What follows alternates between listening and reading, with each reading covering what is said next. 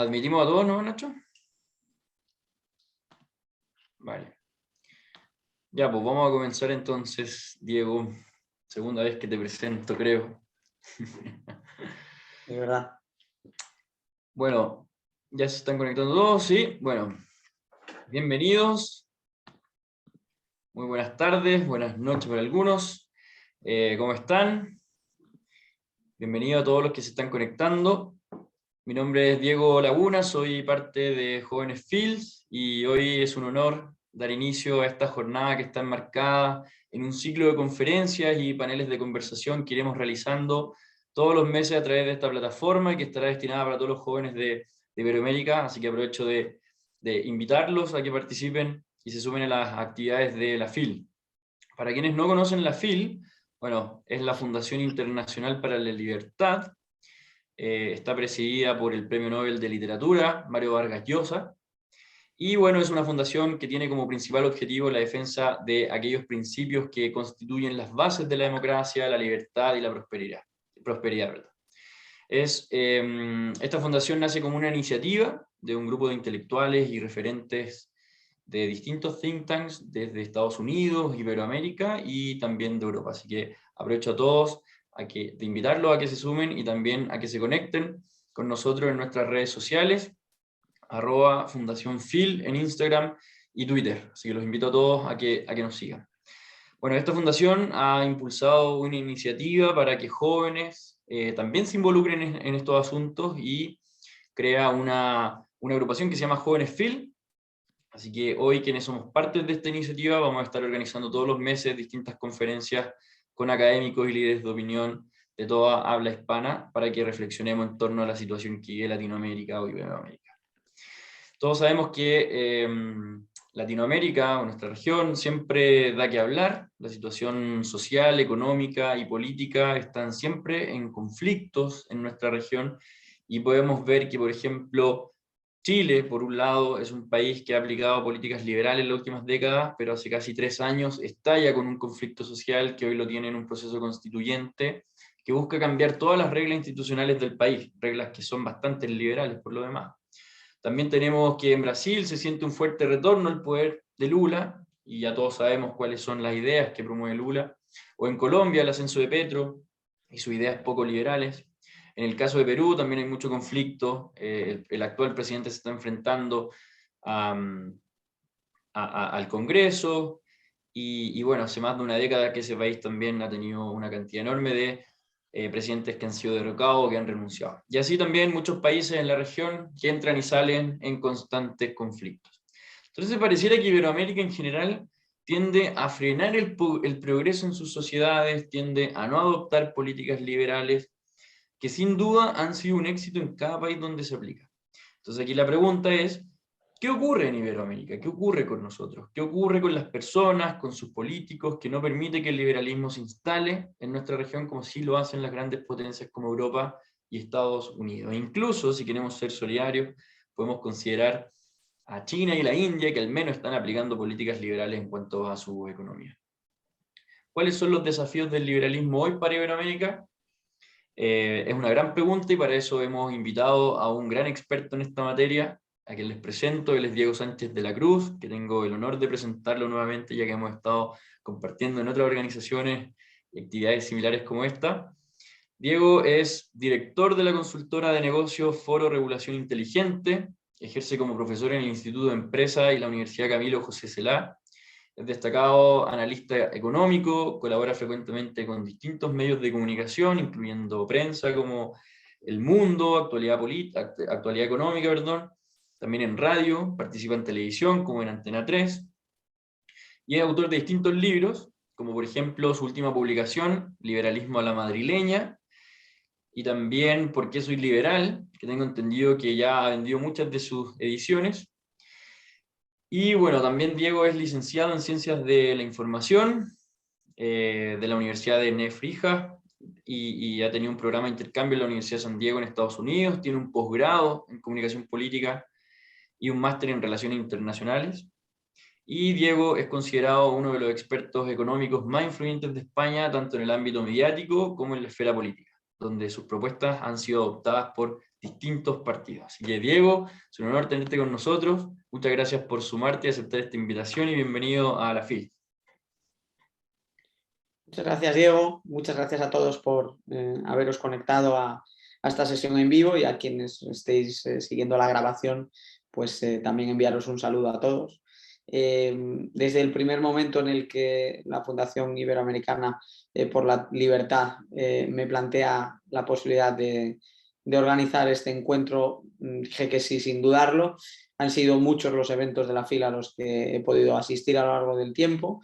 Entonces, para mí es un inmenso honor el participar, digamos, en este seminario online, y más hacerlo con todos vosotros y en un formato en el cual, pues evidentemente hay gente de todas las edades, pero hay mucho público joven, ¿no?, conectado, y eso siempre es interesante para mí, que soy siempre uno de los benjamines, ¿no?, de los ponentes más jóvenes de los congresos y ponencias donde me toca intervenir. Entonces, pues un saludo a todos y muchas gracias por seguirlo.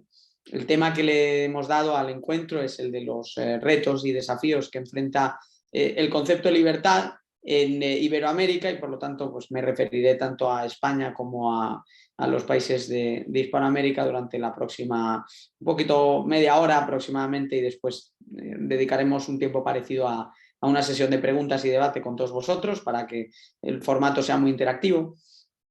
Y por ir al grano,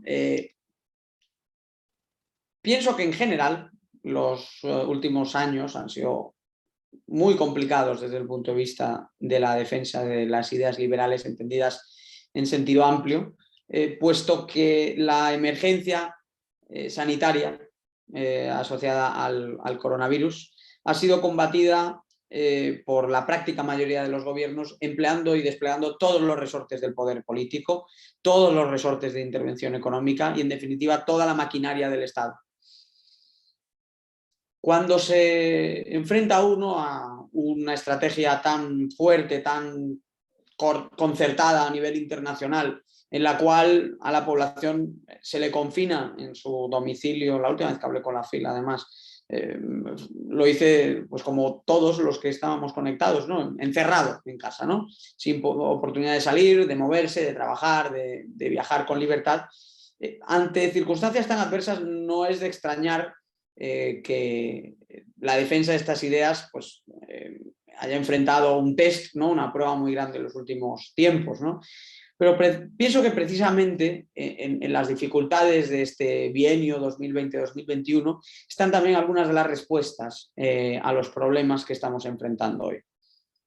Porque en la práctica, y luego hablaré de ello con un poco más de calma, hemos vivido un gran ensayo de lo que significa entregarle mucho más poder al Estado y quitarle mucho más poder a la sociedad, al sector privado, a las familias y a las empresas.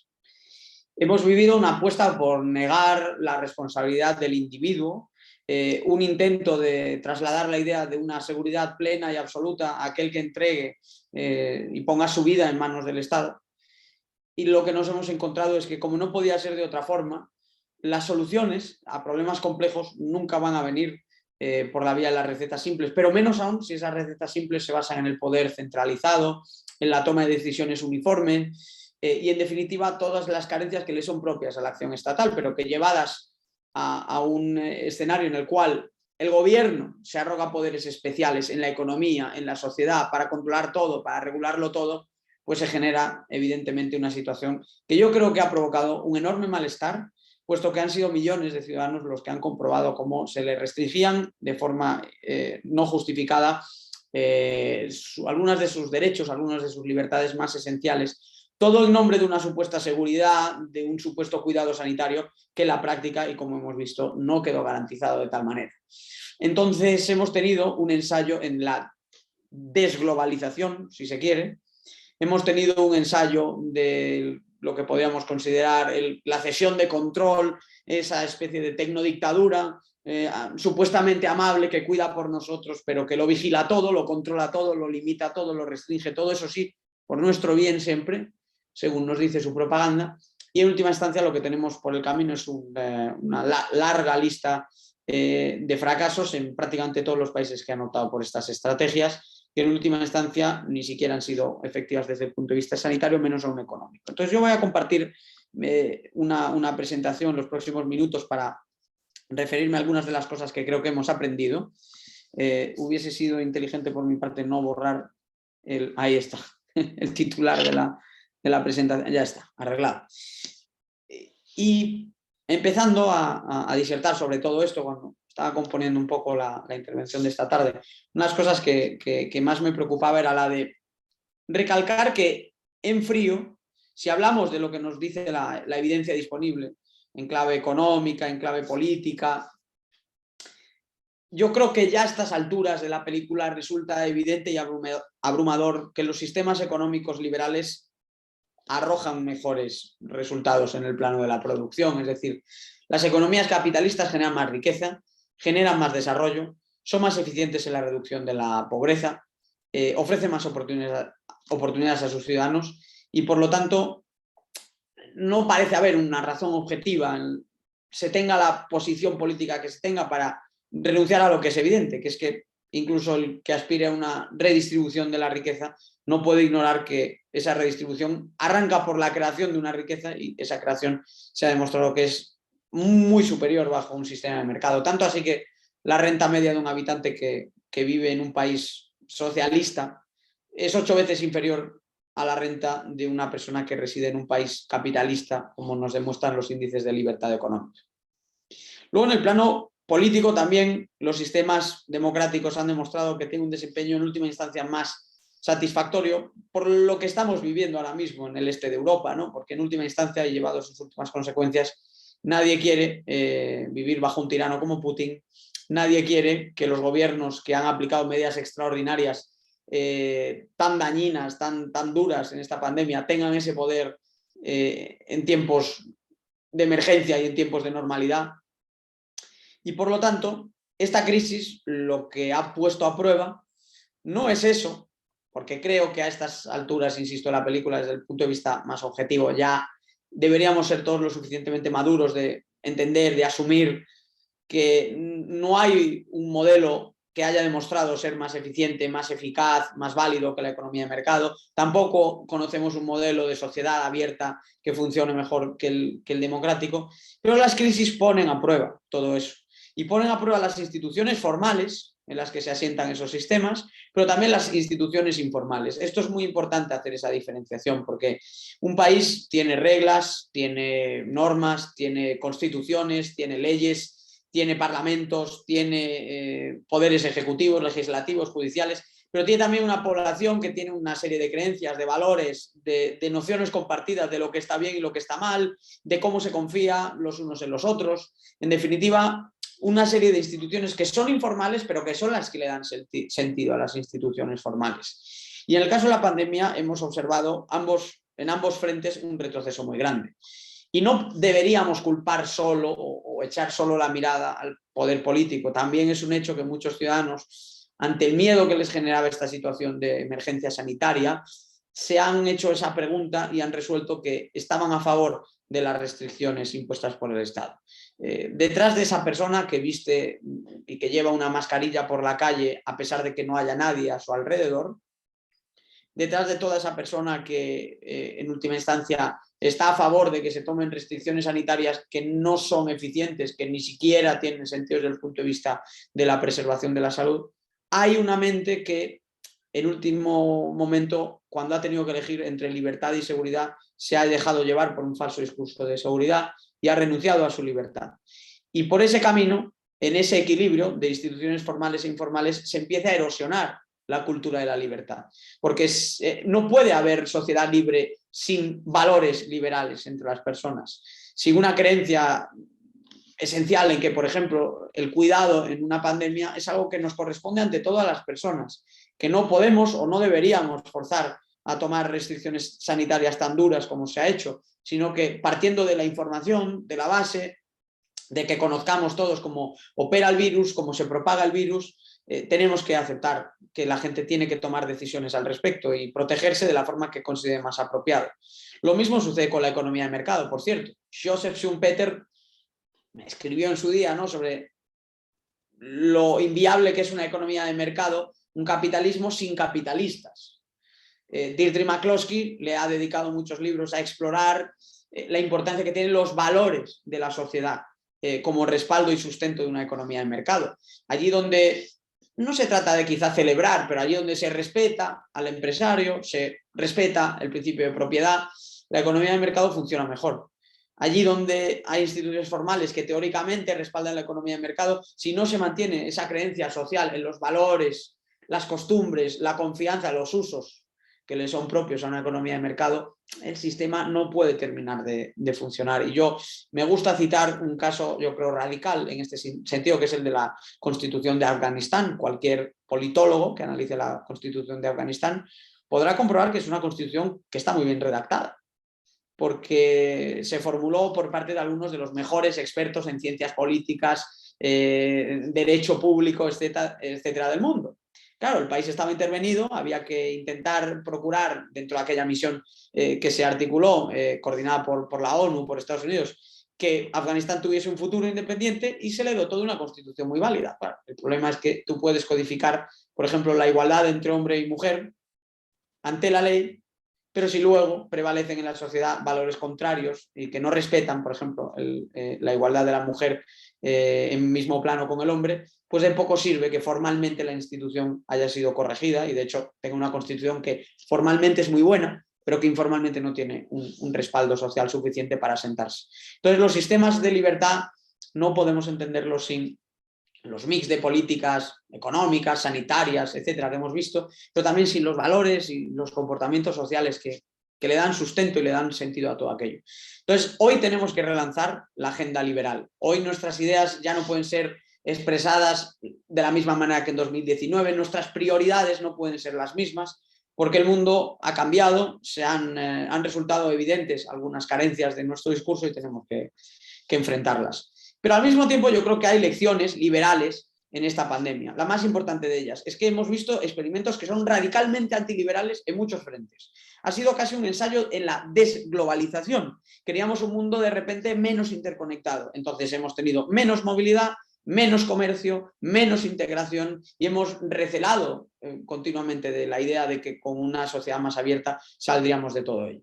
¿Y a dónde nos ha llevado eso? Pues algunas de las páginas más oscuras que ha conocido la civilización moderna, que son pues esas fechas en las cuales caminábamos sin rumbo, sujetos por gobiernos que se habían arrogado poderes extraordinarios y que estaban tomando medidas con las que nos han empobrecido, y ni siquiera se puede decir que hayan tenido eficiencia desde el punto de vista sanitario, que era la supuesta el clavo ardiendo al que se agarraban algunos, ¿no? 2 años después, sabemos que los países que han sido más intervencionistas desde el punto de vista sanitario, no hablemos ya del económico, no tienen a fecha de hoy mejores resultados sanitarios. Evidentemente, tú ante la propagación de un virus como el COVID-19 no puedes no tomar medidas. La cuestión es quién tiene que tomar esas medidas, el Estado o las personas. Y cuando sea el Estado el que intervenga en ese plano, si lo tiene que hacer de forma coercitiva o ofreciendo información para que los ciudadanos se organicen, que tomen decisiones y que en última instancia se defiendan de la mejor manera posible ante los peligros de ese virus. Y se ha insistido en lo primero, se ha insistido en el enfoque de prohibir, restringir, confinar, regular. Y lo que vemos hoy es que los países que fueron más estridentes en esas medidas, un caso de ellos fue evidentemente España, también Italia, también Reino Unido, muchos países en Europa han sido tremendamente drásticos, pero también a lo largo del mundo hemos encontrado muchos ejemplos. Veíamos países, por ejemplo, a los cuales se aplaudía por haber tomado medidas de confinamiento generalizado en marzo de 2020, cuando quizá en aquel momento casi no había casos de contagio en aquellos países. Y lo que era un aplauso en marzo de 2020 se convertía en un asombro cuando llegábamos, por ejemplo, a verano y de repente se habían levantado esas restricciones y había empezado a circular el virus, y de repente lo que parecía que era un modelo que había funcionado bien ya no había funcionado tan bien como parecía. Entonces hay muchas lecciones que se intentaron trasladar en marzo, abril de 2020 que hoy, 2 años después, pues no han envejecido bien.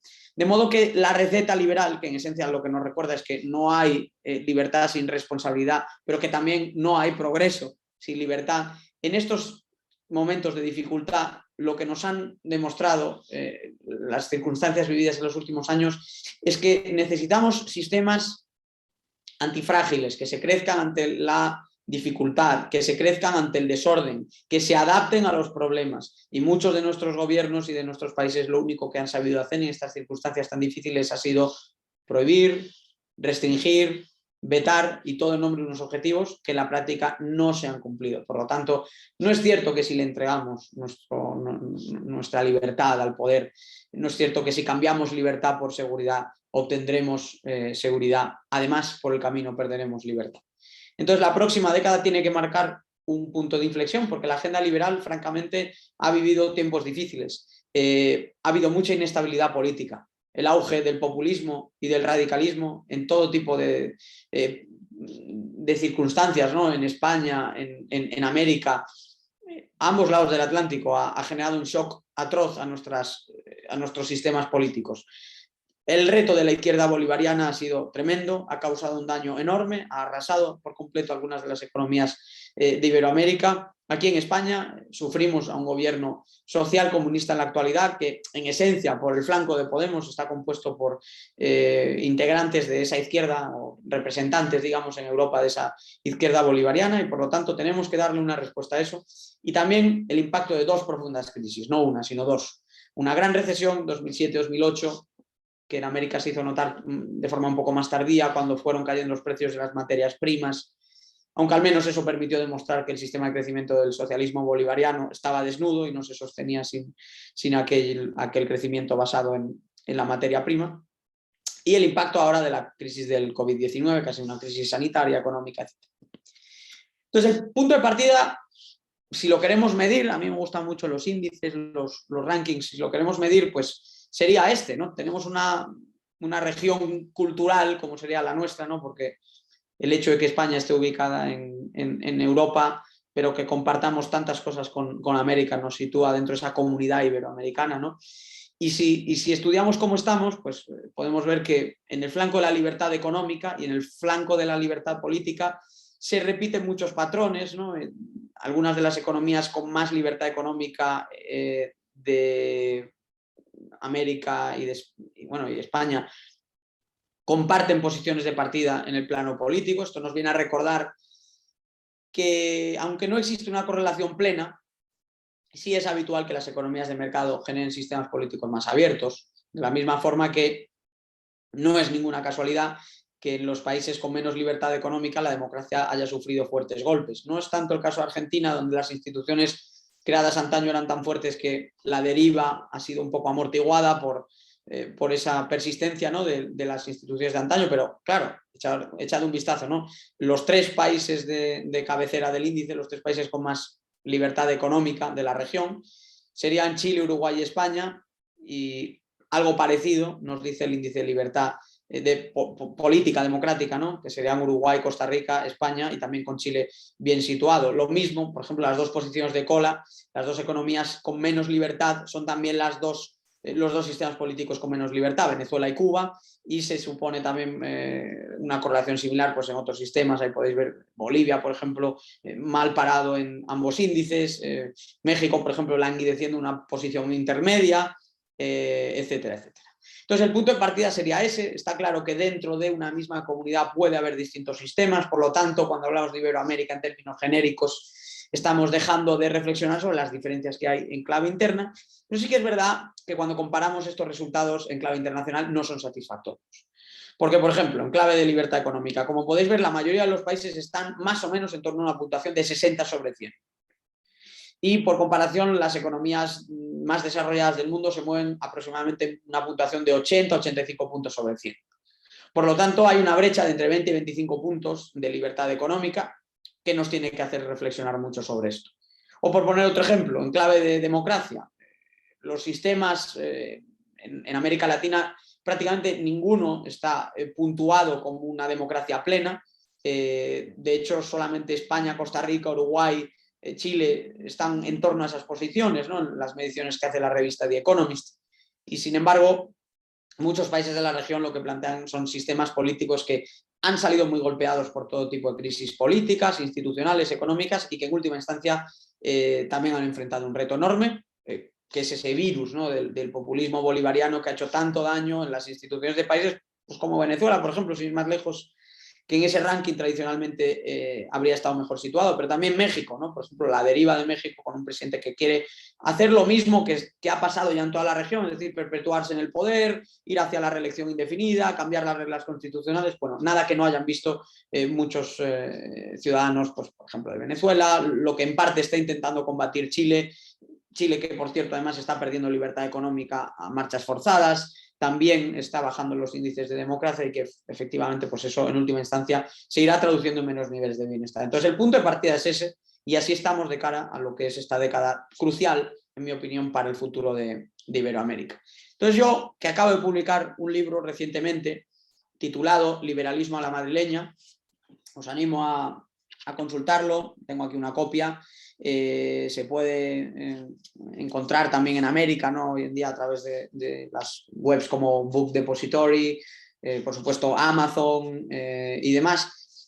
Y el libro Liberalismo a la madrileña lo que hace es algo que a mí me gusta mucho, que es pasar de la teoría a la práctica. Yo me considero un liberal pragmático, respeto enormemente a los grandes teóricos que tenemos dentro de nuestras escuelas de pensamiento, pero yo me centro en analizar datos, casos del mundo real, comparativas prácticas, ¿no? Y en este caso, el ejemplo de lo que está sucediendo en Madrid, en la región donde está ubicada Madrid, la Comunidad de Madrid, en España, creo que es de mucha utilidad porque en los últimos años, todo se ha dicho, no hemos tenido tantos éxitos, ¿no? En materia liberal. Ahí está la decepción que supuso en Argentina la presidencia de Macri, ahí está todas las oportunidades perdidas que hemos acumulado en países como México, la década pasada de Colombia, donde casi no se ha hecho nada en materia de seguir consolidando un modelo de libertades. Perú, ¿no? Con un crecimiento económico que básicamente responde a lo que hace 30 años propuso para el país don Mario Vargas Llosa y que, sin embargo, ahora se quiere y se pretende tirar para atrás todo ese progreso. En ese sentido, yo creo que es interesante fijarnos en lo que sí funciona e intentar aprender en la medida de lo posible. No sé si conocen a la señora que aparece aquí en pantalla, ella es la gobernadora, la presidenta de la región de Madrid, Isabel Díaz Ayuso, que es probablemente la política de responsabilidad, con una responsabilidad pública importante, que más firmemente ha defendido ideas liberales, no solo en España, sino me atrevería a decir en Iberoamérica, a lo largo de los últimos años, quizá con el permiso del presidente de Ecuador, Guillermo Lasso. Creo que ahora mismo en la esfera internacional este es uno de los casos de éxito en los que nos tenemos que fijar porque nos puede indicar por dónde van los tiros, qué es lo que se está haciendo bien en algunos países y bueno, qué podemos aprender, y en este caso sería un ejemplo regional, ¿de acuerdo? Claro, en algunos de vuestros países, para quienes nos seguís desde Iberoamérica, pues esto no tiene mucho sentido. Pues he mencionado el caso de Ecuador. En Ecuador hay poquita descentralización, entonces pues ser prefecto, ¿no? Gobernador de una provincia no significa gran cosa. Sin embargo, España es un país muy descentralizado. Por eso esto es interesante, porque en España el poder del gobierno central es limitado. Entonces, las decisiones que toma Madrid tienen un enorme peso, al igual que tienen las decisiones, por ejemplo, que se toman en Cataluña.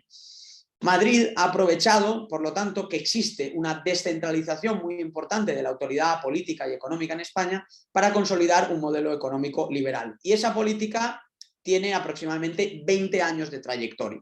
Por eso creo que podemos hablar de modelo madrileño, como se ha hablado mucho de modelo chileno o de otro tipo de países donde lo que se han implantado no han sido políticas de ida y vuelta, políticas que duran un ciclo, una legislatura, una presidencia, sino un modelo que se ha sentado en el tiempo, que empieza a desarrollarse en torno al año 2003 y que ahora 20 años después, en 2022, cumple ya 20 años de trayectoria. Y esto es muy importante, porque una de las cosas que yo he aprendido analizando el caso de las reformas liberales de Madrid, es que el ritmo de crecimiento, el ritmo de aumento de la captación de población, es decir, el atractivo económico y social de Madrid, no aumentó de la noche a la mañana, sino que ha ido a más, ha ido creciendo con el paso del tiempo. Dicho de otra manera, las reformas, claro que arrojan resultados en el día 1. Argentina estaba mejor después del primer decreto de Macri, casi sin que hubiesen mediado semanas. El problema no es ese. El problema es qué haces durante los 20 años siguientes. El problema en el caso de Argentina, en mi opinión, fue la falta de insistencia y de perseverancia en esas medidas. No era el primer decreto lo que importaba, eran 4 años de reformas liberales y ahí es donde se quedó corto, en mi opinión, el presidente Macri. En Madrid han sido 20 años de reformas y para que os hagáis una idea, por ejemplo, no es que ha habido una rebaja de impuestos, que bienvenida sería, claro, pero han sido más de 65 las rebajas de impuestos que se han aplicado en Madrid a lo largo de los últimos 20 años. Y obviamente una rebaja de impuestos está muy bien, 65 rebajas de impuestos ya son algo muy serio, algo importante, algo que nos está diciendo que lo que existe ahí es algo mucho más plural. De hecho, en el libro, pues bueno, hay una tabla detallando todas las rebajas de impuestos que ha habido, luego voy a comentarlas un poco más en profundidad, ¿no?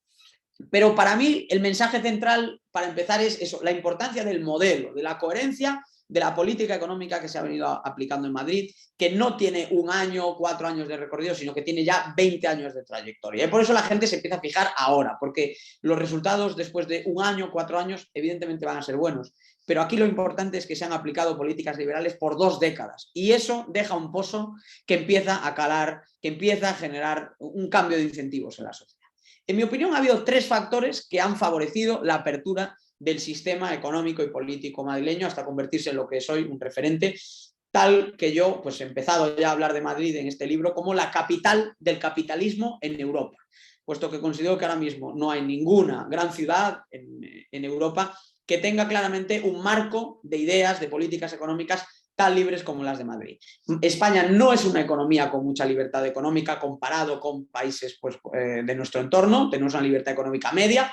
Comparándonos con Iberoamérica sí que tenemos más que el resto de países de nuestra comunidad iberoamericana, pero como digo, al haber descentralización es interesante medir cómo está Madrid en relación no solo con el resto de España, sino también con el resto del mundo. Si Madrid lo aislamos de toda España y comparamos su nivel de libertad económica con el del resto de países de Europa, encontramos que Madrid sería o la segunda o la tercera economía europea más libre en la actualidad, ¿de acuerdo? Estaría al nivel de los países con mejor resultado en el índice de libertad económica. Se codearía, por lo tanto, con Suecia, que, por cierto, antaño fue un viejo mito socialdemócrata, hoy es una economía muy flexible.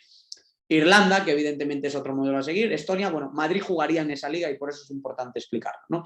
Y como decía, ha habido 3 factores que yo creo que han sido claves para esta apertura. El primero, las élites, que han estado comprometidas con la libertad, que conocen ese discurso, que estudian ese discurso y que aplican ese discurso. Hemos tenido 2 mujeres al frente del gobierno de Madrid que han sido tremendamente influyentes para la consolidación de este modelo. En su día lo fue Esperanza Aguirre, ella fue la presidenta de Madrid, la gobernadora de Madrid durante una década aproximadamente, ¿no? Desde 2003 hasta 2011.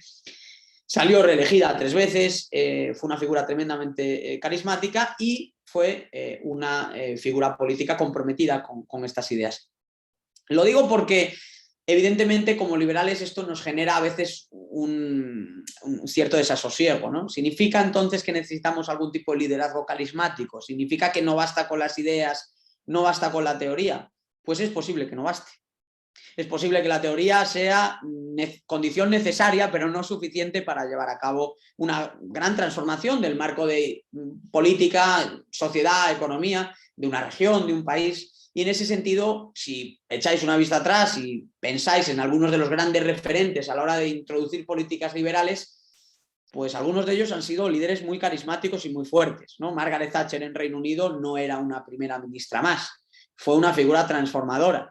Una élite política en el sentido más fuerte de la palabra. Ronald Reagan también, es decir, Ronald Reagan no fue un presidente más, fue un presidente con un grado de mando, popularidad, carisma, que escapa a la comparación con cualquiera de sus antecesores o sucesores, ¿no? Las encuestas de popularidad hoy en día, a Reagan se le sigue considerando el mejor presidente de la historia de Estados Unidos junto con John F. Kennedy. Y lo mismo pasa en Reino Unido. Cuando le preguntan a la gente quién ha sido el mejor primer ministro, aparte de recordar a Churchill, también recuerdan a Thatcher. Por lo tanto, la idea es que necesitamos de alguna manera que estos proyectos, que estas ideas estén vinculadas a un liderazgo fuerte, yo creo que es importante, más de lo que quizás nos hemos tendido a dar cuenta, porque los liderazgos en política hacen posible lo que puede resultar menos factible, puesto que tienen una serie de elementos intangibles, de un poder de seducción, un poder de atracción que es fundamental en última instancia para que calen ciertas ideas. Y ahora ocurre algo parecido con Isabel Díaz Ayuso. Ella es algo así como un fenómeno político en la actualidad, una mujer tremendamente popular en España y a la cual se le han dedicado pues, reportajes en los principales periódicos internacionales. Si vosotros buscáis Isabel Díaz Ayuso en Google, y vais a encontrar que, aparte de, obviamente, en la prensa española, todo tipo de informaciones, vais a encontrar reportajes sobre ella en The Economist, Financial Times, Wall Street Journal, New York Times, Washington Post, Corriere della Sera y, por supuesto, en muchos periódicos de Iberoamérica, ¿no? Entonces, su figura ha generado fascinación y esto yo creo que ha sido importante. Pero cuando hablo de élites no hablo solo de líderes, hablo también de personas que ocupan cargos de responsabilidad y a lo largo del tiempo son capaces de implementar políticas que en la práctica son fundamentales, ¿no? Tú también necesitas ese perfil ideológico y técnico que es capaz de hacer posibles esas reformas, que es capaz de darles la letra pequeña y de avanzar en esos objetivos con un compromiso ideológico claro. Ahí hay una figura importante en el caso de Madrid, Javier Fernández Lasqueti, que ha participado en eventos de la FIL y que ha jugado cargos de responsabilidad con Aguirre y con Ayuso. En la actualidad, por ejemplo, él es su ministro regional de Economía, de Hacienda y de Empleo. Por lo tanto, tiene un poder enorme sobre todo lo que sucede en Madrid y esa figura es esencial también para entender lo ocurrido. En segundo lugar, el liderazgo, digamos, intelectual, que en este caso en Madrid, digamos que ha sido más bien de centro-derecha, porque estos proyectos se han articulado todos en torno al Partido Popular. Partido Popular que, curiosamente, luego a nivel nacional no siempre tiene el mismo discurso liberal, no siempre comparte esos postulados, pero que en la región de Madrid sí es un partido claramente de inspiración liberal. Y en tercer lugar, un pluralismo social que a Madrid le ha venido francamente bien. Yo, ¿qué os puedo decir? Madrid es un lugar donde el 50% de los trabajadores viene o de otras regiones de España o de otros países. Entonces, cuando la mitad de los trabajadores y el 40% de los residentes en Madrid vienen de otro lugar, es difícil que las ideas colectivistas calen con tanta fuerza. Por eso hay una gran diferencia, por ejemplo, en el modelo de asimilación de migración de Florida y el de California. Al ser tan plural, tan rico el de Florida, al haberse nutrido de tanta gente que ha llegado desde Iberoamérica, es difícil que se acepte como cultura política de acogida el hecho de que solo hay que cumplir una serie de requisitos para ser un buen estadounidense, que solo hay una manera de ser un buen estadounidense y que las soluciones no van a venir de la mano del propio trabajo que se labren todos esos emigrantes. Por aquí pasa algo parecido, por eso hay tanta gente que se ha venido a Madrid, puesto que en última instancia se ha convertido en un lugar atractivo al que mirar. Y ha habido tres grandes líneas, porque luego todo esto hay que traducirlo en política, ha habido tres grandes líneas de actuación: la rebaja fiscal, la simplificación regulatoria y la gestión privada de servicios básicos. En primer lugar, la rebaja fiscal. Hasta el año 2019 se han aprobado, para ser exactos, 65 rebajas de impuestos, pero desde 2019 se han puesto ya en marcha otras 35, entonces ya estamos hablando de más de 100 rebajas tributarias. Hoy mismo se han publicado algunas nuevas. Hay algunas de ellas que afectan, por ejemplo, el impuesto sobre la renta, que llega a ser 15 puntos menor en Madrid que en otros territorios españoles. Pero también ha habido otras rebajas muy significativas, ¿no? Por ejemplo, el impuesto sobre el patrimonio no existe en Madrid, el impuesto de sucesiones y de herencias en la práctica ha sido eliminado porque hay una bonificación del 99%, entonces heredar una casa, por ejemplo, en otras regiones, en España, en otros países, en Europa, pues puede suponer un pago de cientos de miles de euros a Hacienda, pero en Madrid está bonificado, es decir, en la práctica se pagaría solo un 1% del impuesto, es casi como que no existiera. El impacto de estas rebajas ha sido de 60.000 millones de euros, es decir, hablamos de rebajas trascendentes. Vosotros sabéis que a veces los gobiernos anuncian rebajas de impuestos, pero que luego cuando miras el impacto efectivo, pues es muy pequeño, ¿no? Pero en Madrid hablamos de 60.000 millones, que para que nos entendamos es más o menos 20.000 euros por familia a lo largo de los últimos años. Eso sí que evidentemente es un ahorro muy importante, ¿no? En términos de dólares estaríamos hablando de cerca de 25.000 dólares por familia. En segundo lugar, la simplificación regulatoria, que es un tema al que los liberales hasta ahora no le habíamos prestado mucha atención, pero en la práctica los gobiernos legislan, regulan, controlan tanto que se va generando otro impuesto a la actividad. Tienes ya el impuesto, ¿no? Pero luego tienes el impuesto que son las prohibiciones, las restricciones, las limitaciones, que en la práctica te hacen imposible emprender, invertir con normalidad. Entonces, en Madrid se liberaron los horarios comerciales, se limitaron las restricciones durante la pandemia, se aceptan automáticamente las licencias concedidas en otras regiones y hay una línea abierta contra la hiperregulación, que significa que cualquier persona, cualquier madrileño puede comunicarse directamente con el gobierno y decirle qué traba les está haciendo difícil invertir. Entonces, esa especie de buzón ha generado un diálogo entre el sector público y el privado, por el cual ya se han eliminado más de 100 regulaciones, leyes, trabas, y se van a abordar otras 100 medidas de regulación en el futuro. Y bueno, hay una gestión privada de servicios básicos que es importante, ¿no? Pues desde el metro, ¿no? Los tranvías que mueven a los ciudadanos, que son de gestión privada, en el caso del metro ligero, la libre elección de hospital, médico o colegio dentro de la red pública, pero también el hecho de que hay una especie de cheque escolar para la educación concertada, una especie de escuela charter, que ha hecho que 8 de cada 10 nuevos estudiantes en la última década vayan a estudiar a centros con este tipo de convenios o a centros privados, y 1 de cada 3 hospitales públicos está gestionado por fundaciones, empresas, etc.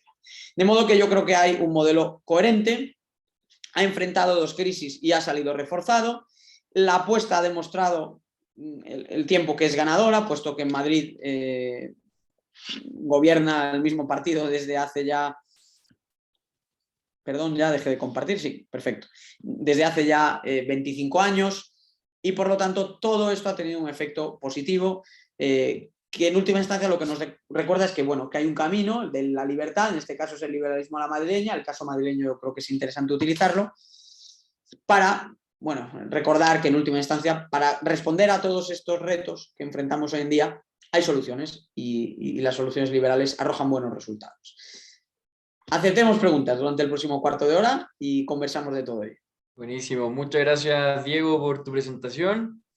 Todo muy claro, así que ahora quiero invitar a todos a que puedan hacer sus preguntas. No sé si alguien tiene alguna pregunta, puede levantar la mano con una reacción o diciendo en el chat para que le activemos el micrófono. Ana Laura, te voy a activar tu audio, puedes hacer tu pregunta. Buenas tardes, ¿cómo les va?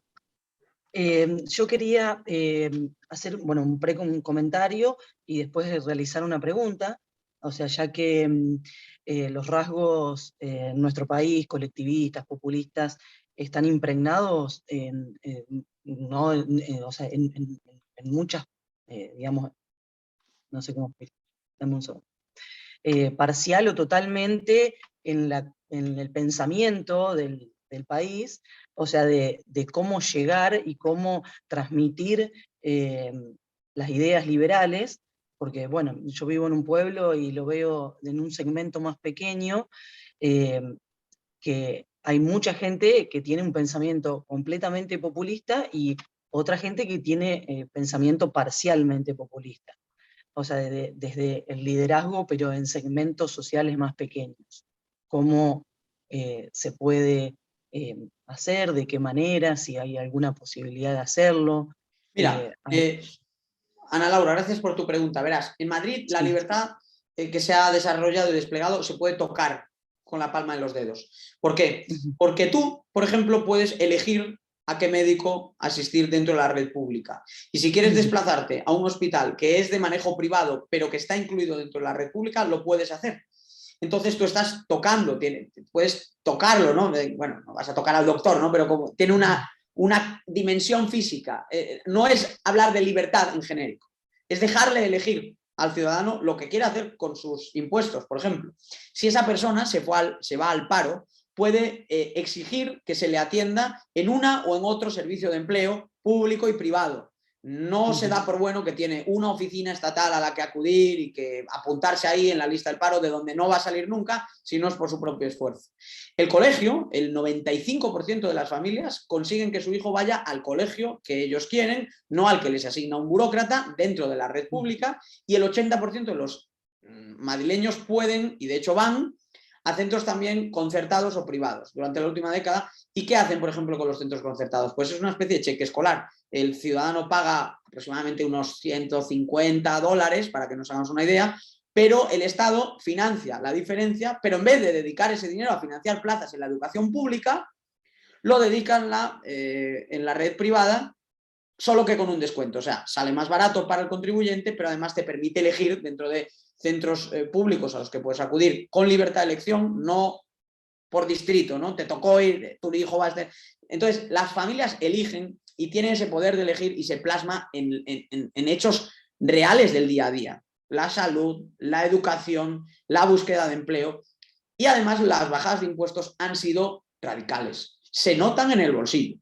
Hay un problema con las rebajas de impuestos que se aplican a veces, que no son importantes, no son significativas. Entonces, si tú me bajas $50 al año los impuestos, por ejemplo, pues al final son $5 al mes. Ya la inflación ya se lo comió, no vale para nada. Pero si tú, por ejemplo, en Madrid puedes heredar una vivienda libre de cargas fiscales, cuando en otros países o en otras regiones, aquí también en España, pagarías decenas de miles de dólares por ello, la gente de repente se conciencia de que esos son derechos adquiridos que les permiten invocar en la práctica la libertad. La libertad en el sentido más práctico, más pragmático. No en un sentido general y reflexivo, no. En un sentido del día a día, de que se pueda valorar lo que eso supone. Y por otro lado, yo creo que también la cultura de la libertad pues, se retroalimenta, y como las medidas fueron radicales y transformadoras y se asentaron a lo largo del tiempo, por eso además cada vez hay más apoyo, hay más consenso en torno a eso, y si buscas un mapa de las últimas elecciones de Madrid, puedes ver que la actual gobernadora ganó igual que la anterior, por cierto, es decir, incluso ha habido presidentes interinos, escándalos de corrupción, pero no ha dejado la gente de votar por las mismas ideas durante esos 20 años. ¿Por qué? Porque saben que el sistema funciona. En todos los barrios pobres de Madrid arrasan las ideas liberales. Los partidos populistas bolivarianos que hay en España, Podemos, Más País, son aquí partidos que antaño tuvieron un poquito más de apoyo en barrios obreros, pero hoy en día su sustento muchas veces son clases urbanitas, tituladas, que se pueden dar el lujo porque la verdad es que hay que ser muy rico para ser comunista, ¿no? Para poderte permitir la ruina, ¿no? Los pobres aquí ya saben que eso es un lujo que no se pueden dar. Buenísimo. Muchas gracias.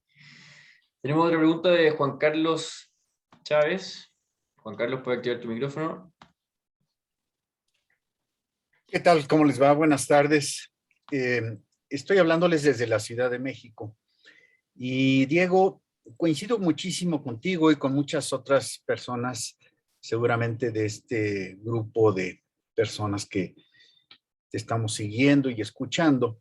Sin embargo, específicamente sobre México, el principal problema es la falta de llamarle educación.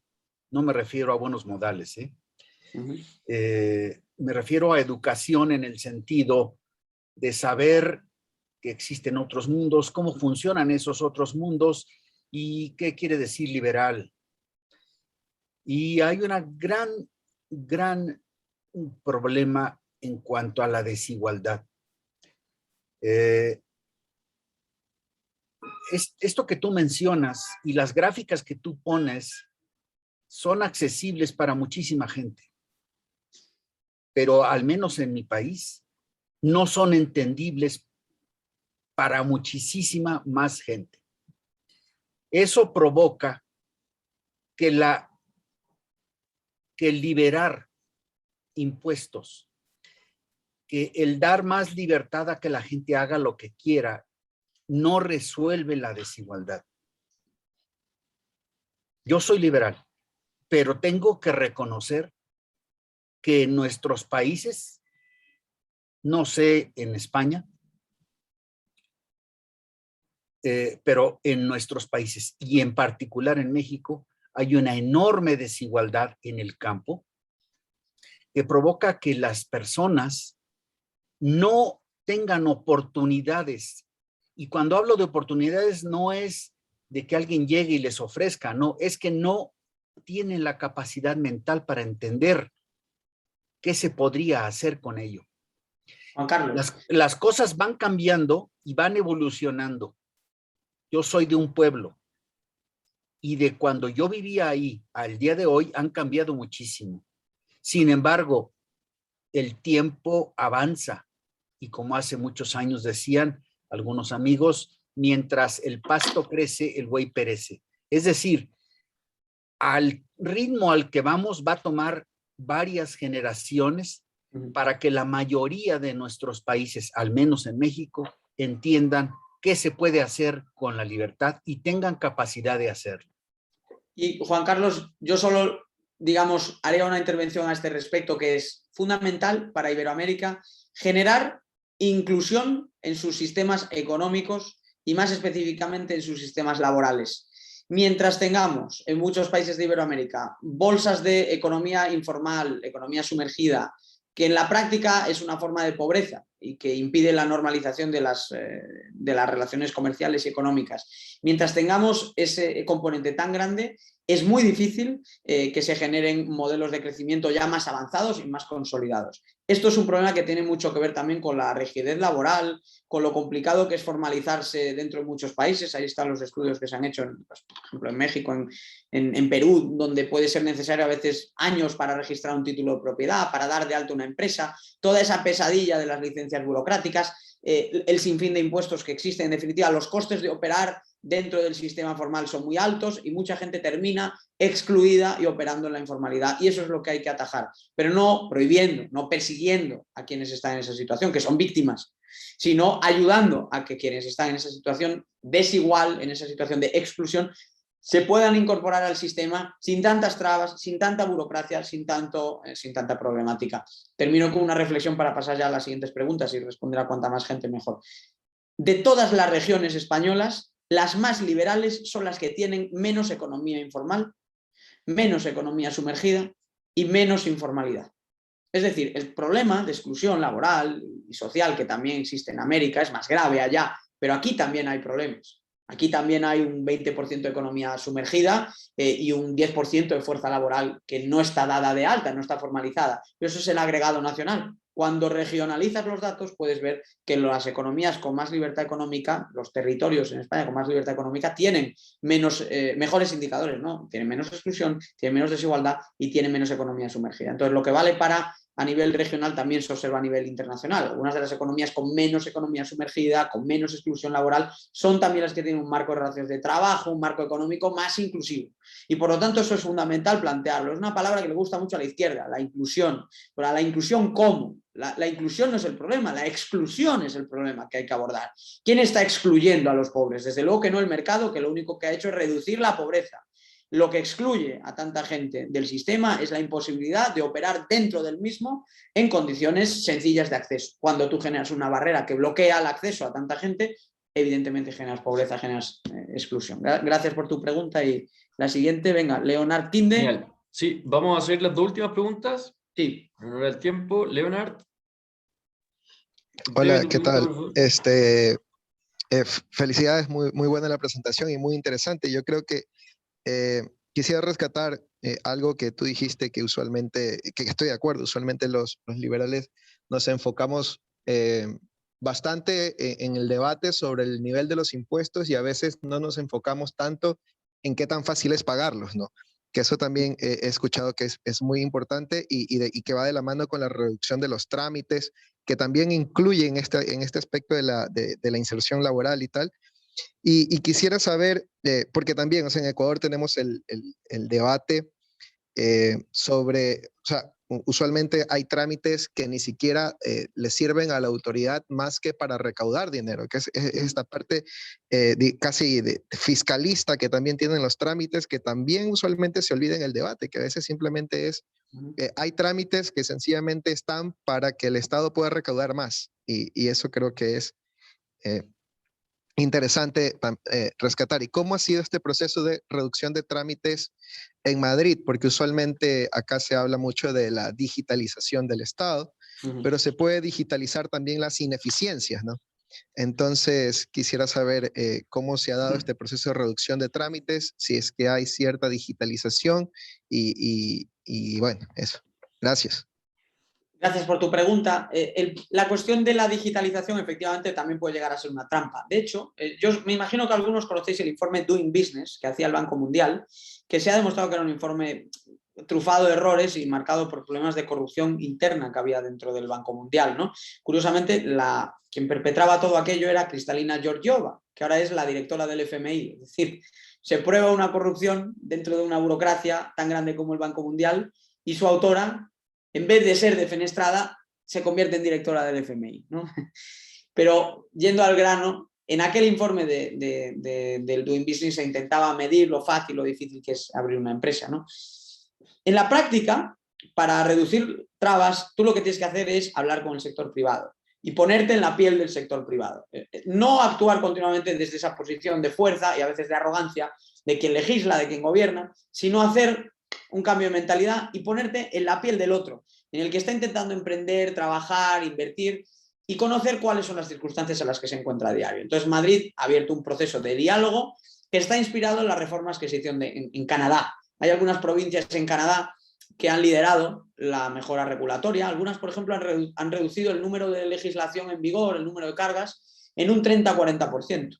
También ha habido algunas cosas interesantes en Estados Unidos. En los años de gobierno de Donald Trump, él confió básicamente en el grupo de expertos del Mercatus Center, que es un think tank liberal muy importante de la George Mason University, y ese equipo es el que hizo avances muy importantes en el campo de la desregulación, que es algo que nunca se había hecho a nivel federal en Estados Unidos. Siempre se había ido a más regulación, nunca se había ido a menos regulación. Y uno de los factores que provocó crecimiento en los años de Trump, y que fue un acierto en mi opinión, siendo como fue aquella una presidencia muy convulsa y muy compleja, pero fue aquello un acierto. Pero sobre todo en Canadá, las provincias canadienses han avanzado mucho en ese sentido. Y en Madrid, pues bueno, yo en el libro lo detallo en el capítulo 4, porque además he participado directamente en ello. Es difícil, es más fácil bajar un impuesto que simplificar trámites y regulaciones, ¿no? Porque siempre están... Una ley, por lo general, está vinculada a otras 9 leyes. Entonces, si cambias una ley, estás afectando indirectamente a otras 8 leyes. Es decir, es un proceso complicado, es menos visible, porque si a la gente le dices, oye, te voy a bajar del 30 al 20 un impuesto, todo el mundo entiende que son 10 puntos menos.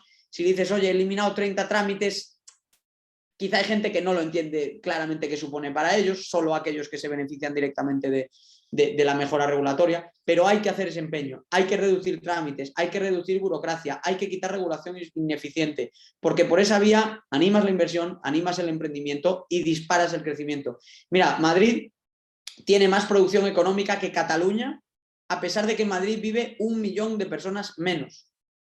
Madrid, teniendo el 14% de la población, ha pasado de generar el 14% del PIB, es decir, tenía un peso acorde a su demografía, a generar más del 20% del PIB y convertirse ya en la locomotora del crecimiento en España. Entonces, lo que sirve para Madrid, también respondiendo a una pregunta que aparecía en el chat, lo que sirve para Madrid es lo mismo que ha servido en todos los países que lo han intentado. Ahora, huyamos de las reformas parciales, las medidas cosméticas, elegantes en las formas, comprensibles en los modos, pero radicales en el fondo. Más libertad como único objetivo que es imposible, al cual es imposible renunciar, porque además si no, no hay resultados. Si se renuncia a aplicar un programa liberal, si se habla de un programa liberal, no se aplica un programa liberal, no puedes esperar resultados, ¿no? En ese caso, lo de Madrid es muy claro. 20 años de reformas han arrojado resultados. Muchos de vosotros aún quizá miraréis a Barcelona, ¿no?, como la ciudad más europea o de mayor proyección internacional de España. Os interesará saber, por ejemplo, que por cada persona que se traslada a Barcelona, ahora mismo hay 84 que se van a Madrid. Es decir, la gente toma nota de esto y empieza a votar con los pies.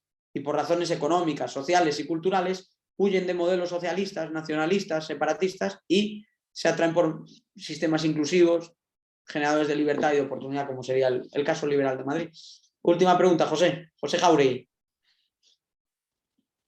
Así es, José, puede activar tu micrófono. Buenas tardes, ¿cómo está, Diego?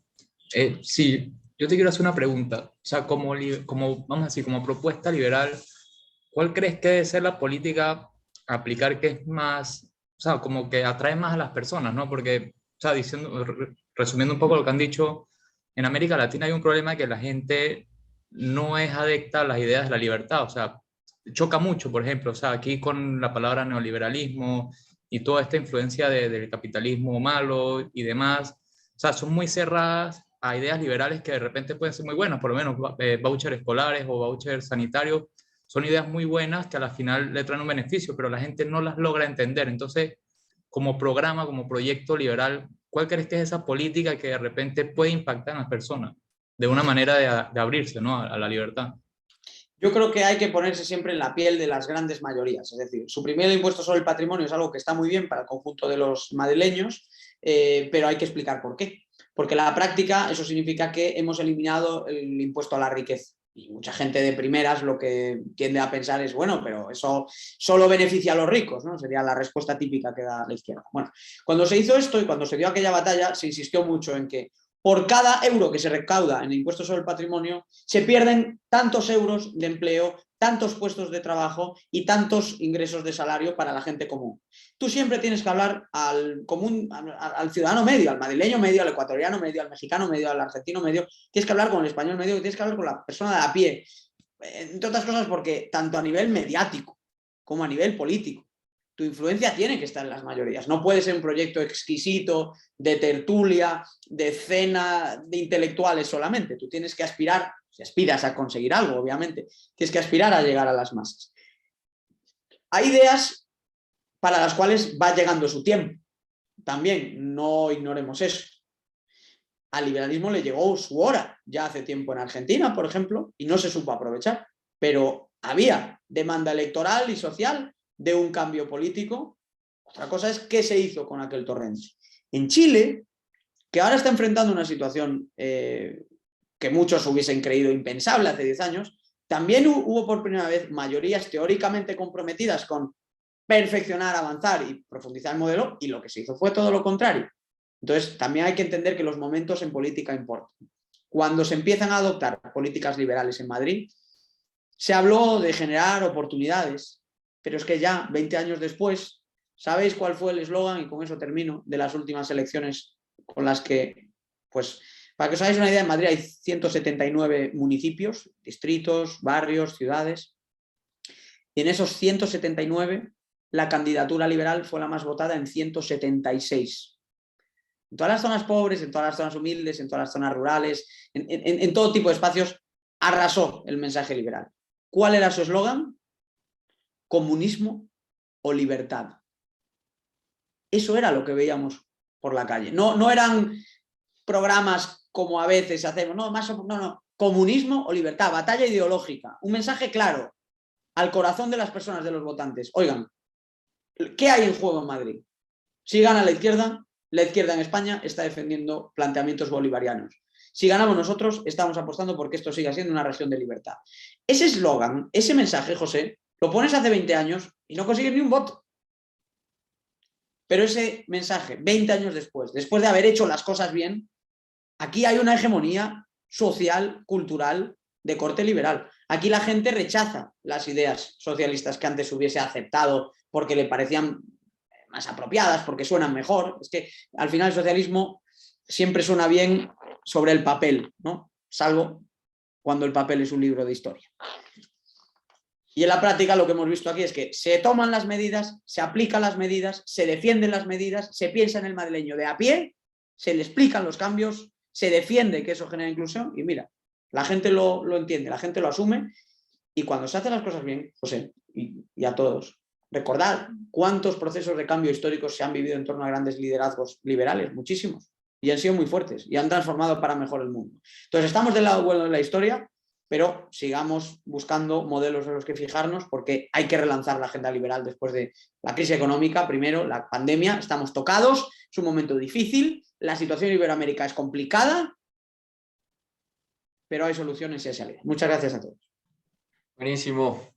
Bueno, Diego, muchas gracias por tu tiempo, por la tremenda presentación y agradecer a todos los que se conectaron hoy día para participar en este ciclo de conferencias que estamos organizando con la FIL. Así que en nombre de la FIL te queríamos agradecer, Diego. Esperamos que en otra oportunidad puedas colaborar nuevamente para que muchos jóvenes de Iberoamérica se puedan seguir formando en las ideas del liberalismo. Muchas gracias a todos y buenas tardes, aquí ya buenas noches. Muchas gracias. Gracias, Diego. Muchas gracias a todos. Dale, Nacho, que estén muy bien. Y muchas gracias a todos. Atentos a sus correos, pues les vamos a estar enviando más invitaciones para participar. Que estén muy bien. Chao.